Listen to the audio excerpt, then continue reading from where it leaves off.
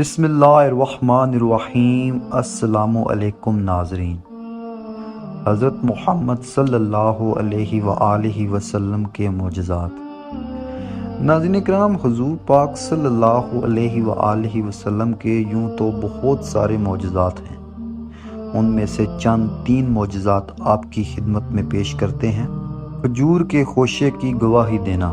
ناظرین، ایک دیہاتی رسول اللہ صلی اللہ علیہ وآلہ وسلم کی خدمت میں آیا اور کہا، مجھے کیسے یقین ہو کہ آپ اللہ کے رسول ہیں؟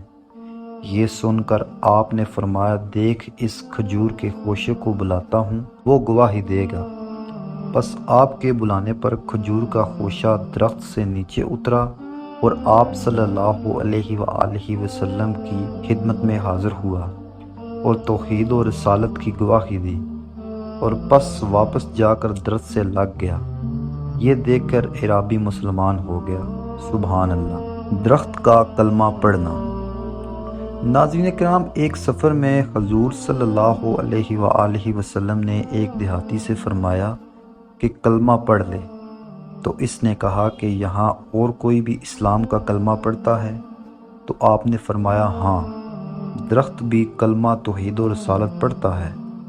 آپ صلی اللہ علیہ وآلہ وسلم نے اس درخت کو بلایا جو وادی کے دوسرے کنارے پر تھا۔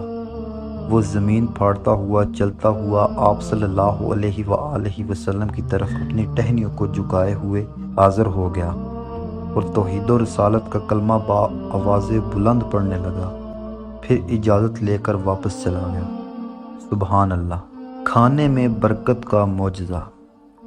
ناظرین کرام، غزوہ تبوک میں بھوک نے صحابہ کو خوب ستایا ہوا تھا۔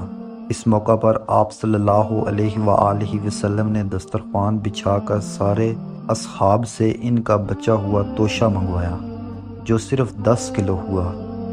آپ صلی اللہ علیہ وآلہ وسلم نے اس پر برکت کی دعا فرمائی، بسم اللہ کہہ کر لیتے جاؤ۔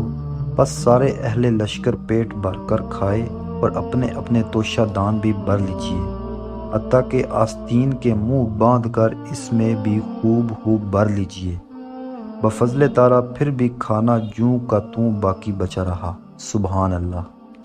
امید کرتا ہوں کہ آپ کو آج کی ہماری یہ ویڈیو بہت اچھی لگی ہوگی، اور اگر ابھی تک آپ نے ہمارے اس چینل HB TV کو سبسکرائب نہیں کیا تو اس کو لازمی سے سبسکرائب کر دیں اور بیل آئیکن کو بھی لازمی سے پریس کر دیں، تاکہ آنے والی تمام ویڈیوز کی تفصیلات آپ کو میسر ہوتی رہیں۔ شکریہ۔